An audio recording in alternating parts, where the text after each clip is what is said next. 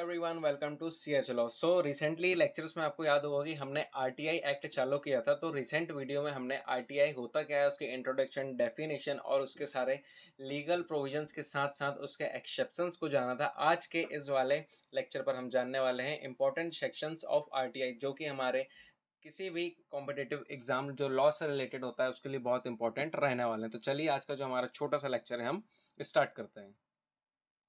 सबसे पहले ये आ जाता है हमारे पास the right to information act 2005 empower citizen to seek information, जिसका काम ये होता है सिटीजन को एम्पावर करना, किस लिए, इंफॉर्मेशन लेने के लिए, from the government and promote transparency, government के लिए और साथ ही साथ ट्रांसपेरेंसी को क्या करने के लिए, प्रमोट करने के लिए इसका यूज यहाँ पे होता है। अब साथ में हम इसमें देखते हैं इंपॉर्टेंट सेक्शंस इसके कौन कौन से रहने वाले। तो सबसे पहला सेक्शन है सेक्शन 3।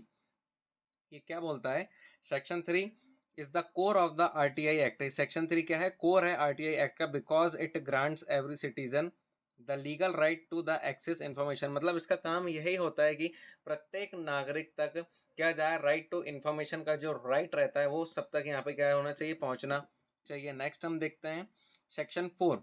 सेक्शन 4 काई की बात करता है, ड्यूटीज की बात करता है, जो पब्लिक हमारी अथॉरिटीज काम करती हैं आरटीआई एक्ट के अंडर।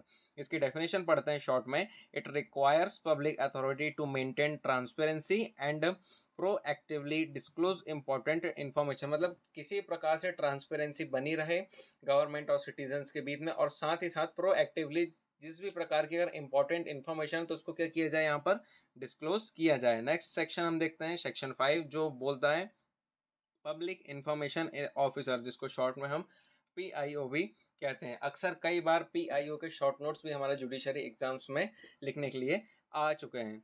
इसमें इसकी डेफिनेशन देखते हैं। ईच डिपार्टमेंट अपॉइंट्स अ पीआईओ, प्रत्येक विभाग में एक पीआईओ रहता है। Who is responsible for handling RTI applications. PIO का ही काम रहता है, पब्लिक इंफॉर्मेशन ऑफिसर का, कि वो आरटीआई के एप्लीकेशन को क्या करता है, उस अपॉइंट करता है, उसको हैंडल करता है। ठीक है।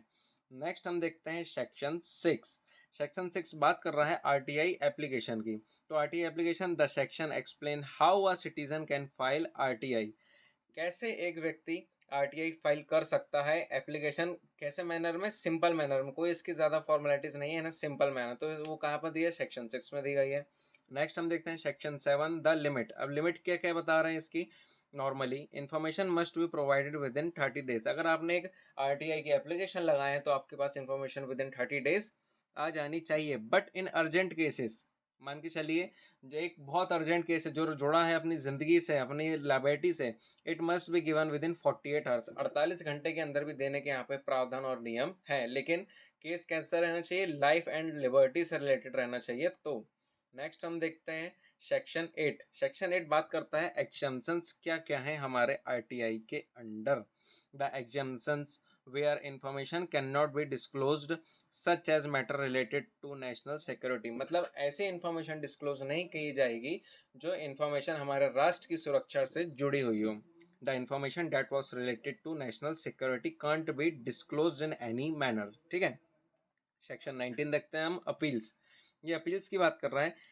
If information is denied the application can file appeals. अगर मान के चलिए इंफॉर्मेशन डिनाइड हो गई तो एप्लीकेंट के पास चांस है अपील करने का। First appeal within the department and then before the information commission. सबसे पहली अपील होगी डिपार्टमेंट के पास और फिर दूसरी होगी इंफॉर्मेशन कमीशन के पास। नेक्स्ट हम देखते हैं ओके। ओके देन आज का जो हमारा ये छोटा सा लेक्चर था important sections related to RTI, वो यहीं पर एंड होता है। अगर ये लेक्चर आपको अच्छा लगा तो प्लीज़ वीडियो को लाइक करना, चैनल को सब्सक्राइब करना बिल्कुल मत भूलना। और अगर आप किसी भी लॉ से रिलेटेड टॉपिक पर अगर आप स्पेसिफिक वीडियो चाहते हैं तो मुझे कमेंट पर ज़रूर बताना। मिलते हैं हम अपने नेक्स्ट लेक्चर सीरीज पर।